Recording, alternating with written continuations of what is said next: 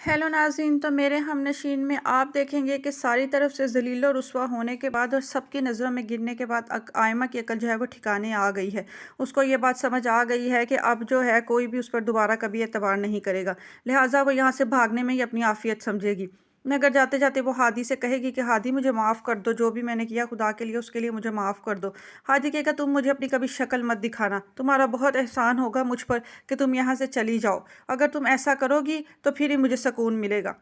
हादी उसको कहेगा अगर तुम मुझसे मोहब्बत करती हो ना तो तुम्हें उसी मोहब्बत का वास्ता कभी दोबारा मेरे सामने मत आना। तुम वो आस्तीन का सांप हो जिसने मेरी खुशियों को खा लिया। तुमने एक लड़की की जलन में, उसके हसद में इस कदर गिर जाओगी कभी मैंने सोचा भी नहीं था। हम लोग इकट्ठे पले बड़े हैं। मैं तुम्हारे बारे में ये जान ही नहीं पाया कि तुम्हारे अंदर इतना जहर भरा हुआ है। तुमने हसन को इस्तेमाल किया, मेरे भाई को मेरे सामने खड़ा किया। तुमने मेरे घर वालों की जो इज्जत है वो यूनिवर्सिटी में दांव पर लगाई। तुमने हमारे बारे में किसी तरह का भी वो नरमी का मुजाहिरा, रहमदिली का मुजाहिरा नहीं किया। तो मैं भी अब तुम्हें कभी माफ़ नहीं करूँगा। ये तस्वीर मेरे सामने बहाने की ज़रूरत नहीं है।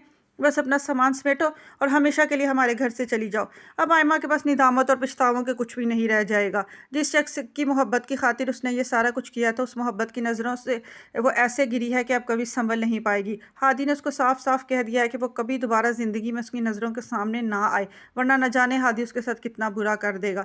बस पछतावों की आग में जलने के बाद जो है वह यहाँ से अपना बोरिया बिस्तर गोल करके आयमा जो है वो वापस अपनी माँ के पास चली जाएगी।